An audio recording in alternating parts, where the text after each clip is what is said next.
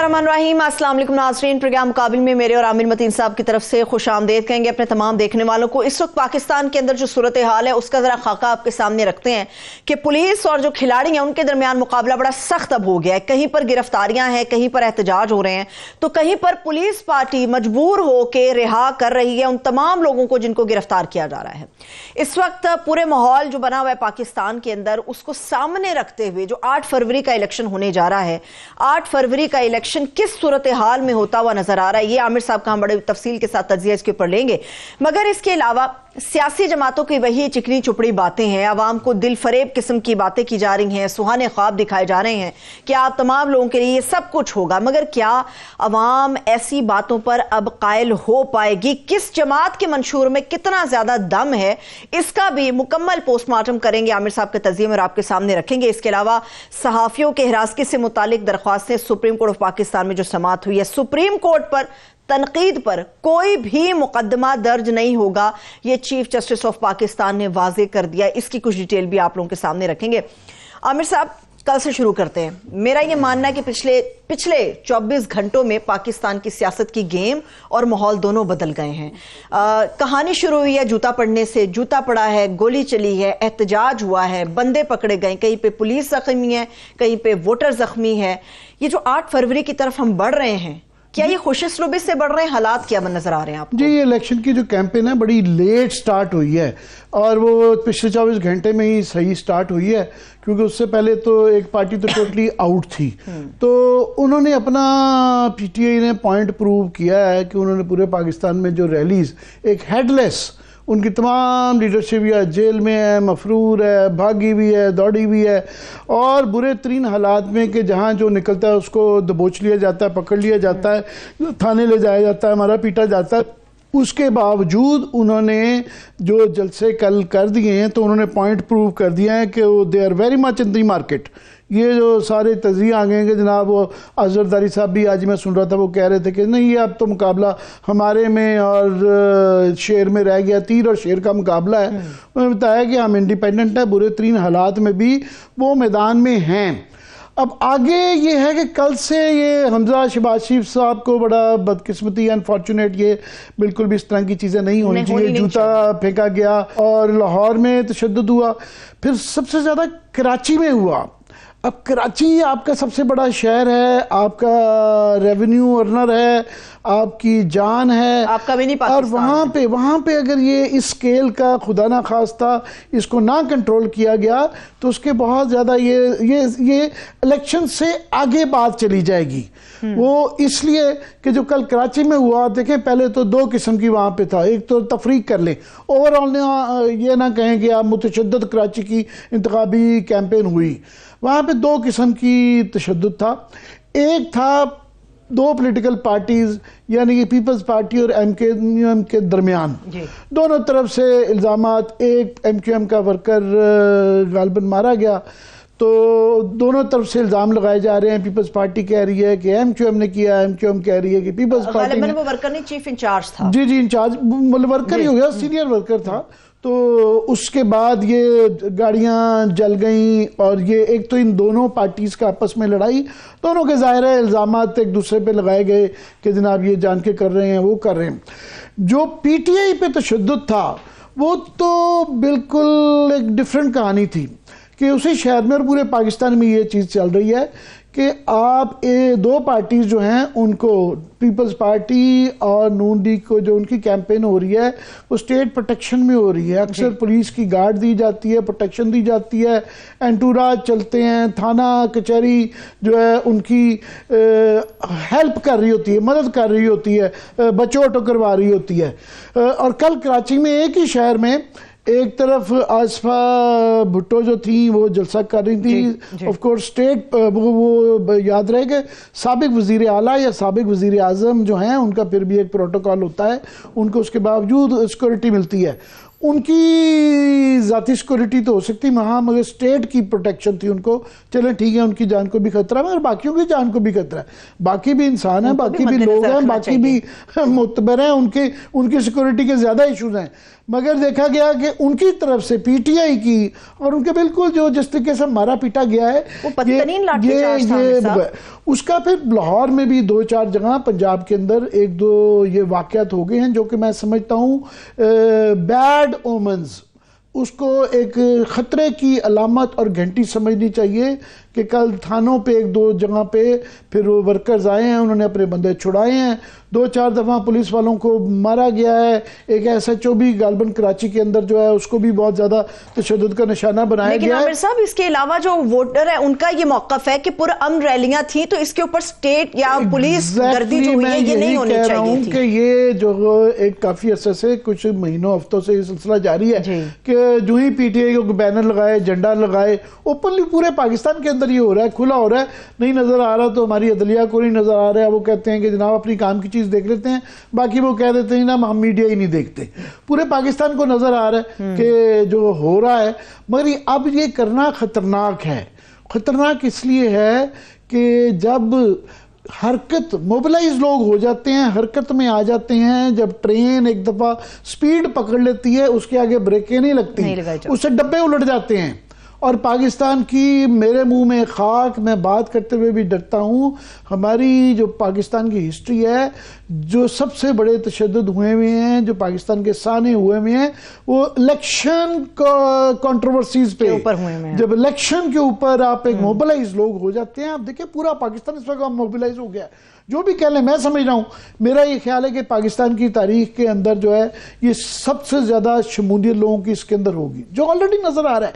36 candidates हैं, एक हल्के के अंदर इतने कभी कैंडिडेट हुए ही नहीं है, कभी सोचे नहीं गए कि लोग एक जगह से इतने लोग ये डिस्पाइट कंडीशंस, इन तमाम चीजों के बावजूद जो है लोगों की शमूलियत बहुत ज्यादा है।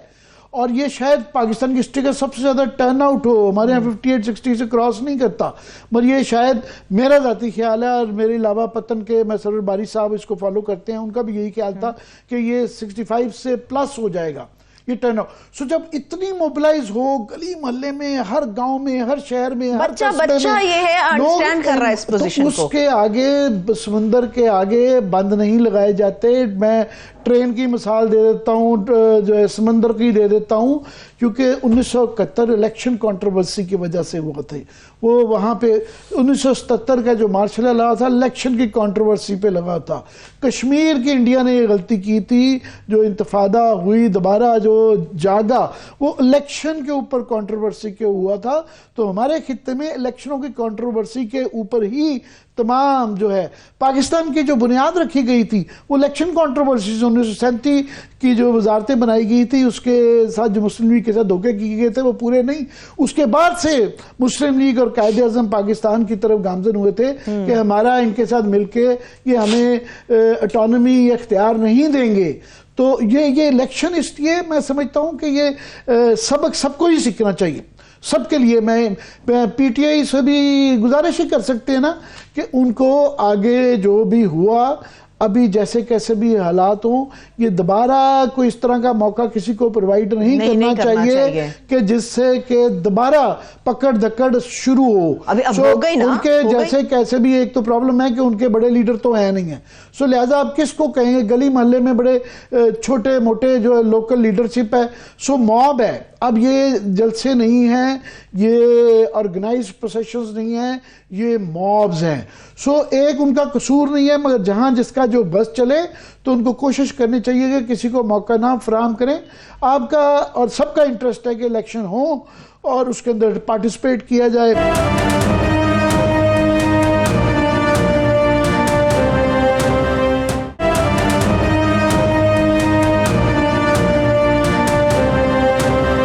इंतजामिया के लिए भी जो ये पहले दक्कड़ चल रही थी ना, खासतौर पे पंजाब पुलिस ने जो ये तरीका, कराची पुलिस भी अल्हम्दुलिल्लाह उसी राह पे गामजन हो गई है, उस पे गए वो बगैर उस इंस्ट्रक्शंस के, बगैर उसके पता है कि जहां कोई पीटीआई के झंडे वाला पकड़ के उसको मोटरसाइकिल से उतार लो, उसकी मोटरसाइकिल छीन लो, कोई 50-100 इस तरह की वो वीडियोस आई हुई है, मगर कोई परवाह नहीं है।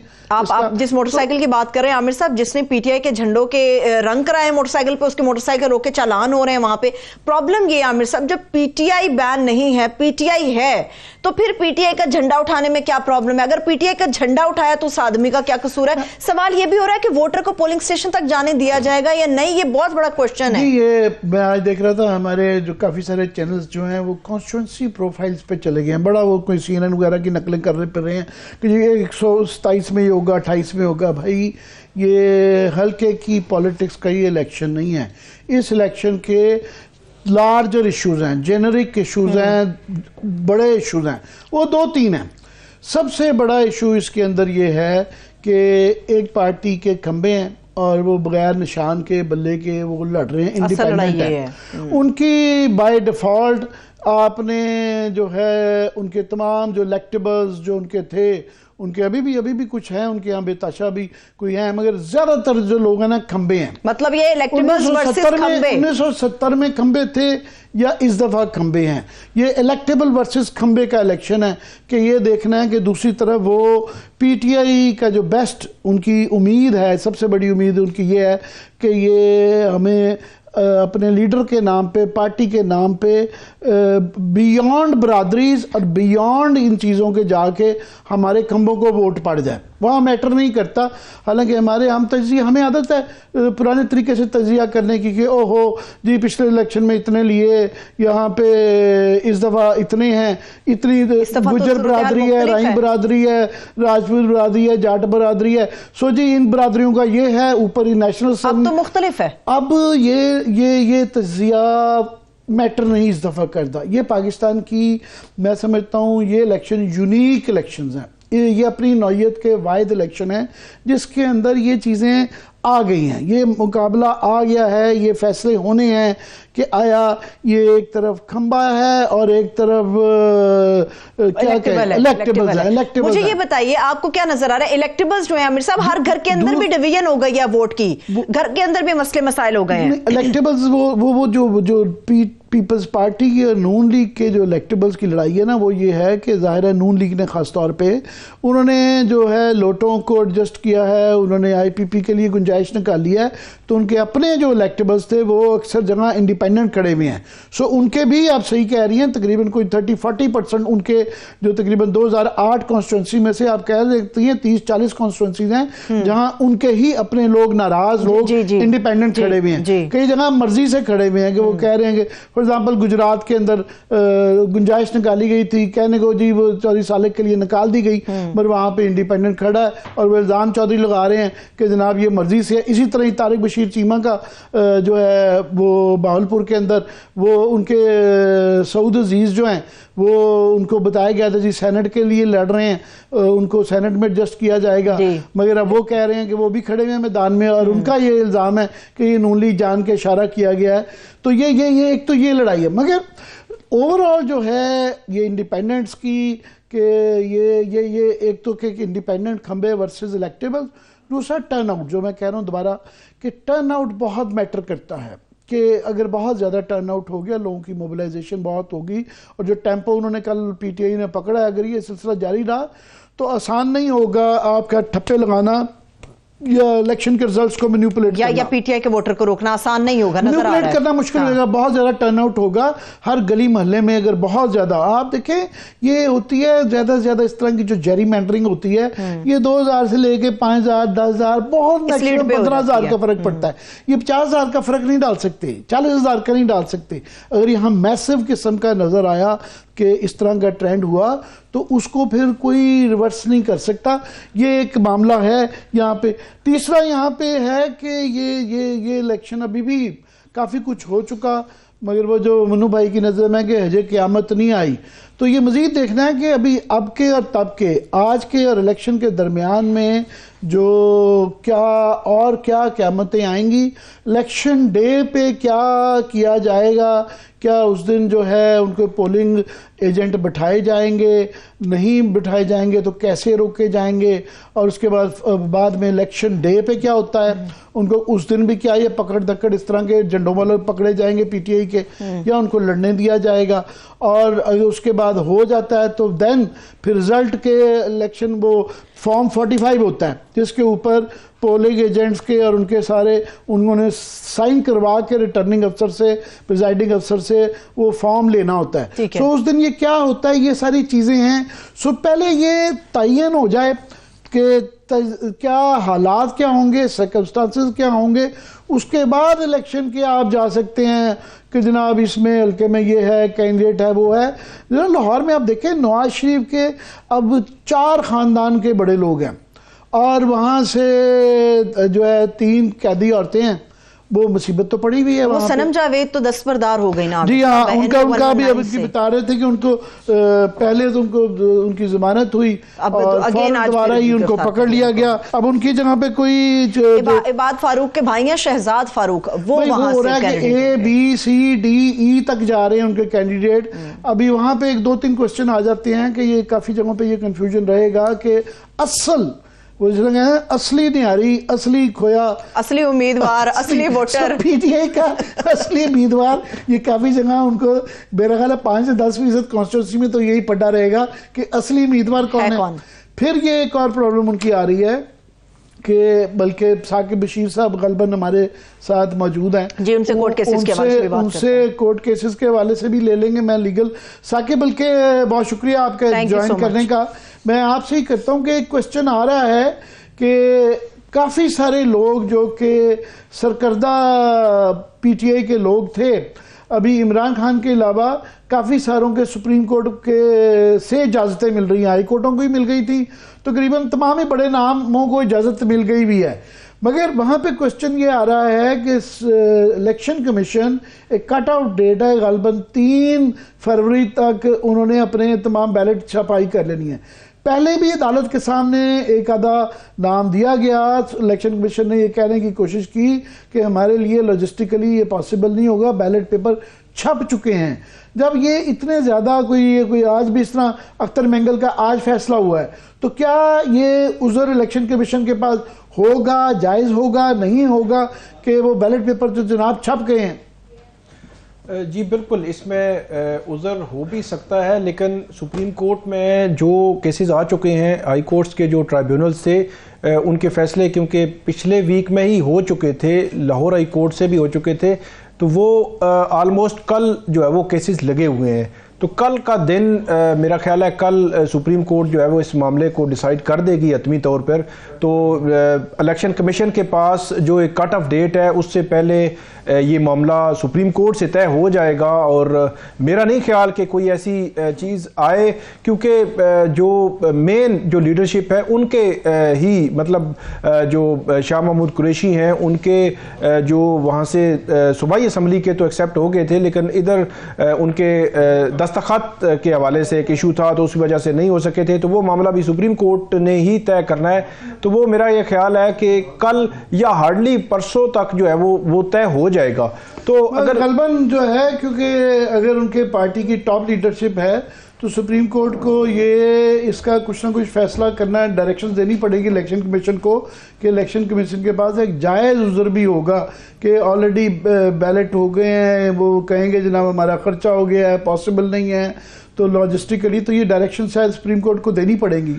जी बिल्कुल, लेकिन मेरा क्या ख्याल है कि अगर हल्के 1 हों, 2 या 3 या 4 हल्के हों जहां पे इस किस्म की सिचुएशन बने, तो यकीनी तौर पर सुप्रीम कोर्ट देगी, क्योंकि पिछले हफ्ते 3 दिन पहले जब जुम्मे के रोज़ 3 हलकों के नामजदगी फॉर्म 3 जो उम्मीदवारों के एक्सेप्ट हुए, तो वहाँ पे एक डायरेक्शन दी गई इलेक्शन कमीशन को कि फौरी तौर पर बैलेट पेपर पे इनके जो इंतखाबी निशान है वो आप छपवाई कराएं और इनके नाम और इसमें सारा प्रोसेस जो है वो मुकम्मल करें।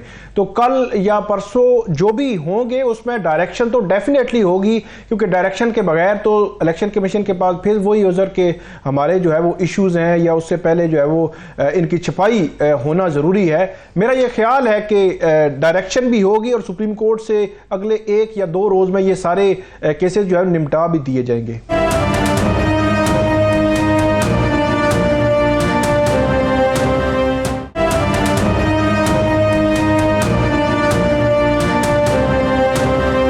एक और बड़ा अहम, क्योंकि इलेक्शन है, इलेक्शन के ऊपर तजिया है और यहाँ पहले ही बड़ी कदगने हैं, तो ये कल परसों में जो एक लंबी लिस्ट है जिनको FIA ने बुलवा लिया है उसमें 47 जर्नलिस्ट भी हैं। वन साइज फिट्स ऑल नहीं करना चाहिए कि एक तो वैसे ही फ्रीडम ऑफ एक्सप्रेशन का बहुत बड़ा आज़ादी इजहार का मसला है, दूसरा सबको एक ही ब्रैकेट में कर दिया। कुछ इसमें बिल्कुल नाजायज़ होंगे जिनके नाम दिए गए, कुछ के मतलब जायज़ भी हो सकती है, मगर कवानीन मौजूद हैं। आज जो वहाँ पे उससे रिलेटेड जो चीफ जस्टिस साहब ने आज की कार्रवाई हुई, ज़रा उसके मतलब बताएं कि अदालत का इस इशू को किस तरह देख रही है। एक तो जो चीफ जस्टिस काजी फाइज ईसा है वो उन्होंने बड़ा क्लियर किया है कि अनफेयर क्रिटिसिज्म हो या फेयर क्रिटिसिज्म हो, दोनों सूरतों में मैं जो है वो क्रिटिसिज्म एक्सेप्ट करते हैं। और उन्होंने ऑब्जर्वेशन दी अपनी ड्यूरिंग प्रोसीडिंग के जो सहाफ़ी हैं उनके ख़िलाफ़ जो है वो आप नोटिस वापस ले लें। लेकिन जो ऑर्डर आया है, ऑर्डर में जो अटॉर्नी जनरल है उनकी एक अंडरटेकिंग का जिक्र है कि वो ऑनेस्ट क्रिटिसिज्म करने वालों के हवाले से कोई जो है वो FIA इस किस्म की कार्रवाई जो है वो कोरेसिव मेजर्स जो है वो नहीं लेगी। ड्यूरिंग प्रोसीडिंग अटॉर्नी जो चीफ जस्टिस से उन्होंने 3/4/2021 के जो केसेस थे उनके हवाले से भी रिपोर्ट्स मांगी हैं। जो सहाफ़ी थे 2021 में जिनके खिलाफ कार्रवाइयाँ हुई या मारा गया, जिनको तशद्दुद किया गया, उनकी रिपोर्ट्स भी मांगी हैं। और आज के मामले में उन्होंने ये कहा था कि जो सहाफ़ती जो एसोसिएशंस हैं वो अटॉर्नी जनरल के साथ बैठे और कल फिर इस केस को फर्दर जो है वो देखते हैं कि इसमें जो है वो क्या हम ये कर कंफ्यूजन था कि मुस्लिम बात ये चीफ जस्टिस साहब ने ये फरमाया कि वो तनकीद बर्दाश्त करेंगे और इससे उनकी दुरुस्तगी होने में मदद मिलती है, बड़ी अच्छी बात है। मगर ये एक तासुर सा था कि वो नाम जो थे 47 उनके वो वापस केस ले लिया गया है।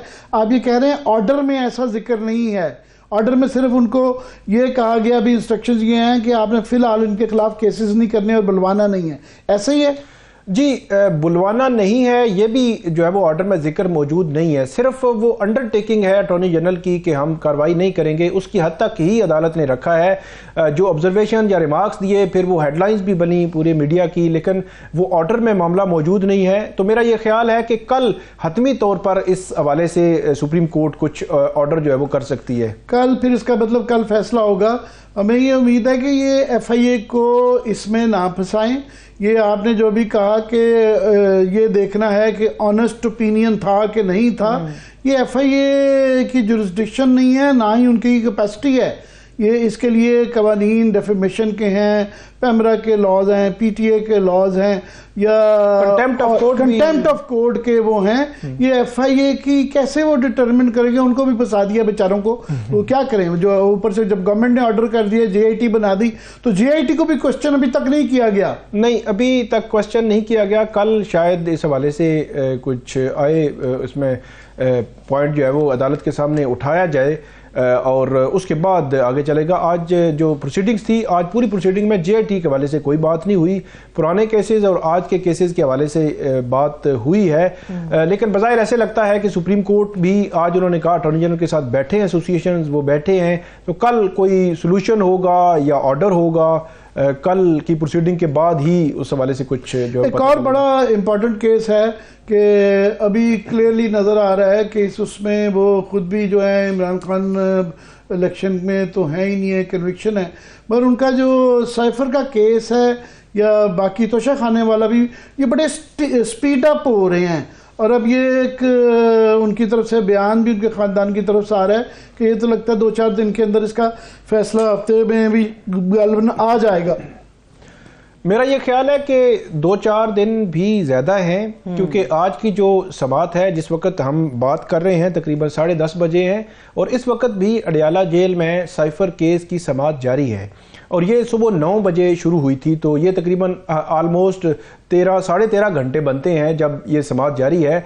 तो इससे ये मेरे ख्याल में अंदाज़ा लगाया जा सकता है कि एक तो जो इमरान खान साहब और शाह महमूद कुरैशी के वकला थे, उनकी जगह सरकारी वकील तैनात किए गए थे। आज वो पहुंचे भी, लेकिन उन्होंने अदम एतमाद का इजहार किया, उनकी दरख्वास्त खारिज हुई और उसके बाद अदालत ने कहा कि सरकारी वकील ही जरा करेंगे। दोनों तरफ से सरकारी वकील है, प्रोसिक्यूशन का भी, डिफेंस का भी। जी बिल्कुल, दोनों सरकार के, प्रोसिक्यूशन भी सरकार की और जो वकील इनकी जानिब से जरा कर रहे हैं वो भी सरकार के हैं। ये बहुत ही अहम और इम्पोर्टेंट गवाह थे, जिन गवाहों पे एक दिन में एक गवाह पे जरा होती है, इतनी तवील जरा होती है। बड़े एक्सपर्ट लाहौर के सिकंदर जुल्करनैन सलीम और सलमान सफदर वकील इमरान खान साहब ने हायर किए हुए थे और इसके बावजूद सरकारी वकील लाए गए और उन्होंने एक पॉइंट रेज किया बाहर निकल के वकला ने कि एक केस जो है तकरीबन 2 साल से चल रहा है, हम इतने माह से तैयारी कर रहे हैं और ये सरकारी वकला जो लाए गए हैं ये है भी जूनियर और चंद घंटे में इन्होंने पूरे केस की तैयारी भी कर ली और जरा भी कर ली और 9 गवाहों पे एक दिन में और आज 12 गवाहों पे वो जरा जो है वो मुकम्मल करेंगे। 13 घंटे से आप कह रहे हैं, सुबह से प्रोसीडिंग्स अभी भी जारी हैं? जी, इस वक्त भी अडियाला जेल में प्रोसीडिंग जो है जारी है। जज अबुल असनाद मोहम्मद जुल्करनैन साहब समात कर रहे हैं। इमरान खान की लीगल टीम जा चुकी है, वहाँ पे अंदर जो अदालत है वहाँ पे जिरा हो रही है इन पे, और जिरा होने के बाद अगर जिरा आज मुकम्मल होती है तो 342 की एक स्टेटमेंट होती है जो मुल्ज़मान ने देनी होती है, उसके बाद फाइनल आर्गूमेंट्स और उसके बाद इसका फैसला आएगा। तो बज़ाहिर मुझे ऐसे लगता है कि शायद कल ही जो है वो ये सारा प्रोसेस भी मुकम्मल हो जाए। हार्डली आप ये कह सकते हैं कि परसों तक ये मामला चला जाए, चाहे जाए कि कोई हाई कोर्ट से कोई स्टे या इस किस्म की कोई चीज़ ना आ जाए, लेकिन ये फैसला अगले 24 या 48 घंटों में मुझे तो मतलब आता हुआ नज़र आ रहा है, जिस तरह की आज की प्रोसीडिंग्स जो है वो चली हैं। ये इसके साथ ही एक और जो डेवलपमेंट हुई कि मिलिट्री कोर्ट्स के हवाले से जो है बेंच हुआ है वो अब टूट गया है। सरदार तारिक मसूद साहब जो इसको हेड कर रहे थे उन्होंने रिक्यूज कर लिया है। तो अब क्या नया बेंच बनेगा और उसमें क्वेश्चन ये आएगा कि पिछली दफ़ा इसके अंदर जो 3 फ्यूचर के चीफ जस्टिस हैं और मौजूदा हैं, फाइसा, मंसूर अली शाह और अतर मिनल्ला साहब, इसका हिस्सा नहीं थे। तो क्या अब जो बेंच बनेगा उसमें ये लोग होंगे, नहीं होंगे, कैसे होगा और कब होगा? जस्टिस मंसूर अली शाह साहब तो इस बेंच का हिस्सा नहीं होंगे, क्योंकि वो उन पे इतराज़ आया था तो वो रिक्यूज़ कर चुके हैं। जस्टिस अतर मिनल्ला और चीफ जस्टिस काजी फाइज ईसा, वो उन पे सच कोई डायरेक्टली कोई चीज़ ऐसी नहीं है। चीफ जस्टिस काजी फाइज ईसा ने जब मिलिट्री जो कोर्ट्स थी 2015 में जो फैसला आया था उसमें उनका एक डाइसेंट नोट था इन कोर्ट्स के खिलाफ, कोर्ट्स की तश्कील के खिलाफ, तो वो एक मामला है। लेकिन जस्टिस अतर मिनल्ला या चीफ जस्टिस काजी फाइज ईसा ये मेरा ख्याल में बेंच का हिस्सा बन सकते हैं, लेकिन ये कब तक बेंच बनेगा अभी कुछ कहना जो है वो कबल अज़ वक्त है। लेकिन एक चीज़ तय है कि जो बेंच था जस्टिस सरदार तारिक मसूद, उनका वो जो उन्होंने सस्पेंड की थी जजमेंट और उसके बाद मिलिट्री कोर्ट्स को ये कहा था कि आप कंटिन्यू करें जो ट्रायल्स हैं, तो वो अभी भी आज से भी मतलब उनका वो ट्रायल रुका नहीं है, बल्कि वो जो सस्पेंशन है आज भी बरकरार है और वो ट्रायल जो है वो जारी हैं। वो हतमी फैसला जो है वो नहीं दे सकते, लेकिन अभी तक कुछ पता नहीं है कि बेंच कब तश्कील दिया जाएगा और अब समात कब होगी।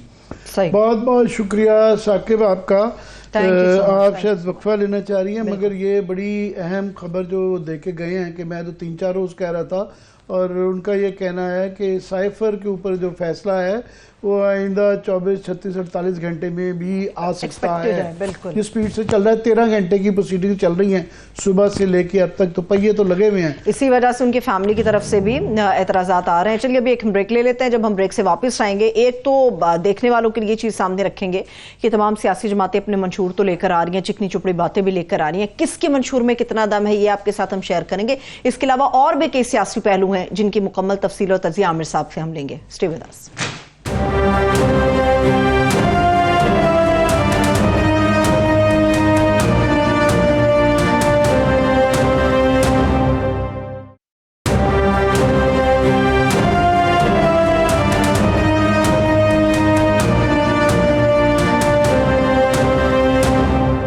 ब्रेक के बाद एक बार फिर से खुशामदेद कहेंगे अपने तमाम देखने वालों को। आमिर साहब, तीनों जमातों ने अपने मंशूर तो दे दिए, मंशूर के ऊपर भी आते हैं हम। अगर ये जो आवाम के सामने चिकनी चुपड़ी बातें लेकर जा रहे हैं, सबसे पहले यहाँ से हम शुरू करते हैं। प्रोड्यूसर साहब, आपके पास बिलावल भुट्टो जरदारी का भी एक क्लिप होगा, वो भी हम आमिर साहब को दिखाते हैं। मगर आमिर साहब, जो कुछ ये बेच रहे हैं, क्या आवाम उसको एक्सेप्ट करे कि जिस किस्म की ये बातें कर रहे हैं? भाई वो अवाम एक्सेप्ट बात ये है कि ये बात लार्जर इश्यूज पे, मैंने कहा ये सारा मसला जो आएगा वो ये लफाजी से बात आगे जा चुकी हुई है, और इसलिए आज से मैं समझता हूँ बड़ी अच्छी बात है।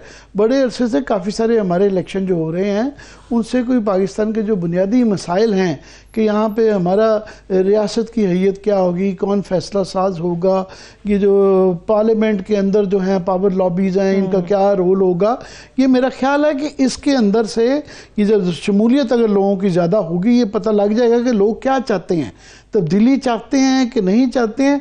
ये जो अभी पुराना इनका तरीकाकार है ना हमारे सियासतदानों का, तमाम ही पार्टीज़ का, कि बड़े बड़े दावे कर दिए, नारे मार दिए, ये मंशूर आप कह रही हैं, मंशूर आप देखें टोटल कोई 10 दिन रह गए हैं तो पहले आ गए हैं, किसी जगह पे कोई वो जो क्या उसमें पड़े, जबकि आपको पता है पहले भी ये मंशूर आते रहे। असल बात ये है कि आपकी कैपेसिटी और आपकी पुरानी पार्टिसिपेशन क्या रही है डिलीवर करने की, तो उस पे लफाजी से ज्यादा लोगों का बहुत ज्यादा शऊर हो चुका है। ये स्लोगन है इनका, चुनो नई सोच को, पाकिस्तान पीपल्स पार्टी का। ये सियासत तो ये पुरानी करते आ रहे हैं, तो नई सोच को कैसे चुना जाएगा आमिर साहब? भाई नई सोच, बिलावल साहब दिखा दो, मेरे पास क्लिप है वैसे। दिखा दे। जी जी प्रोड्यूसर साहब।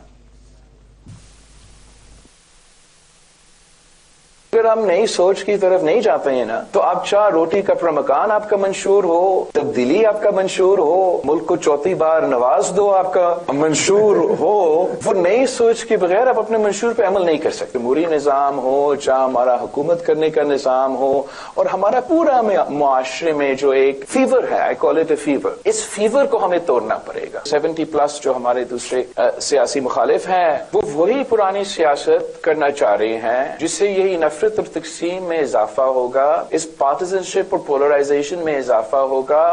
तो पार्टी के अंदर भी नफरत में इजाफा होगा ना आमिर साहब, जिस किस्म की बिलावल बातें करते हैं, अंकल सारे नाराज हो जाते हैं इससे। भाई बिलावल बहरहाल एक नया चेहरा हैं, आर्टिकुलेट हैं और बड़ी अच्छी कैंपेन कर रही हैं। यंगस्टर्स को बहुत मगर नहीं, यंगस्टर्स जो हैं वो घूम फिर के जो तमाम लोग हैं वो तो आसिफ जरदारी साहब की ही सारी टीम है। पूरे वो जो 40-50 साल से जो चल रहा है सिलसिला, बिलावल की भी टीम नहीं है। मैं समझता हूँ बिलावल के साथ बड़ी ज्यादती की है, और मजीद लाहौर में उन्होंने कैंपेन बड़ी अच्छी रन कर रहे हैं, जान डाली है, ये मानना पड़ता है। मगर मेरा ज़ाती ख्याल है कि बिलावल के लिए उनको इस दफ़ा नहीं वहाँ से लड़वाना चाहिए था बग़ैर तैयारी के। अब वहाँ पे एक दो उनकी है अचीवमेंट के कैंपेन बड़ी अच्छी कर रहे हैं, और मगर वहाँ पे सवाल ये है, मेरा ज़ाती राय, मैं लाहौर का जंपल हूँ, कि वहाँ पे ये मार्जिन इतने ज़्यादा हैं कि देखना होगा कितने कम मार्जिन से हारेंगे, क्योंकि वहाँ तैयारी नहीं है इनकी। और इंचार्ज बनाया हुआ है कि ठीक है वो शुक्र है चौधरी रियाज कश्मीर के इलेक्शन में डिलीवर किया हुआ है तो उनको ले गए हैं, तो वो उन्होंने अक्लमंद आदमी है ना, उन्हें पता जी, पूछेंगे जनाब आपके कितने काउंसलर कितने हैं, यूनियन काउंसिल के कितने चेयरमैन मिलवाए हैं। बिलावल के साथ ज्यादती है कि बगैर तैयारी के एकदम लाहौर में लॉन्च कर दिया, क्योंकि लाहौर अगर बिलावल वहां से हार जाते हैं तो अगले 5-10 साल में जो था बिलावल एक यंग आदमी, लंबी सियासत, एक लंबी इनिंग उनकी पड़ी हुई है, तो उनको अभी नहीं तो कभी पंजाब को रिवाइव करना था, विन बैक करना था, मगर यहाँ से लाहौर से वो हार जाते हैं तो ये एक ब्लॉट लग जाएगा। ये चौधरी रियाज ने कम से कम मुझे इब्तिसाम लाई जो जमीयत अहले हदीस हैं उनको लेके आए हैं, हाँ उनसे फायदा ज़ाहिर है, कुछ जो है क्रिश्चियन वोट है वो आ जाएंगे, तो एक मुनासिब वो वाली कैंपेन ज़रूर चल रही है। मगर ये जो वहाँ के इर्द गिर्द उनकी टीम है वो 30-40 साल पुरानी टीम है, उस टीम के बस की बात नहीं है, वो बेचारे खुद नहीं जीत सकते तो लेकिन आसिफ अली जरदारी साहब ने आज दावा किया आसमा साहिबा के साथ इंटरव्यू में, उन्होंने कहा कि पंजाब में अब तो हमने बैठना है, और ये आपको पता है कि जरदारी साहब कुछ दावे जो हैं वो हकीकी बुनियादों पे करते हैं। पंजाब की हद तक जो है ना ये तो कई दफ़ा दावे कर चुके हैं, 2013 में भी बैठे थे, 2018 में भी बैठे थे, तो वो बैठने से फ़र्क नहीं पड़ता, घूम फिर के इतनी बड़ी पंजाब से भुट्टो साहब भी हुकूमत बनाते थे, बीबी भी बनाती थी, वो आसिफ जरदारी साहब जब से वो आए हुए हैं तो 2013 में 4-6 सीटें रह गई हुई हैं, इस दफ़ा भी 6 हैं। मेरा ख्याल है पंजाब में बहुत छलांग मार लेंगे तो 6 से 10 कर लेंगे, 10 से ज़्यादा क्या सीटें करेंगे। सही है, ठीक है। अभी जो नवाज शरीफ साहब है, आमिर साहब, वो भी उनसे एक शिकवा था बहुत सारे लोगों का कि वो कैंपेन के लिए बाहर नहीं निकल रहे, जलसे नहीं कर रहे। एक आखिरी सवाल मेरे पास 30 से 40 सेकंड है। आमिर साहब, पीटीआई ये जो एक आईनी तरमीम लेकर आई है, उनका ये ख्याल है कि हम वज़ीर आज़म का जो इंतखाब है वो डायरेक्ट अवाम करेगी, ये एमएनएस के नियम से निकलेगी, कितनी इलेक्शन लड़ना चाहिए, इतना बड़ा इशू है कि ये पता नहीं ये गौर खान साहब ज़िंदगी में कभी इलेक्ट हुए नहीं हैं, तो इसके लिए बहुत बहसों मुबासा चाहिए कि पाकिस्तान का निज़ाम सदारती होना चाहिए, पार्लिमानी होना चाहिए।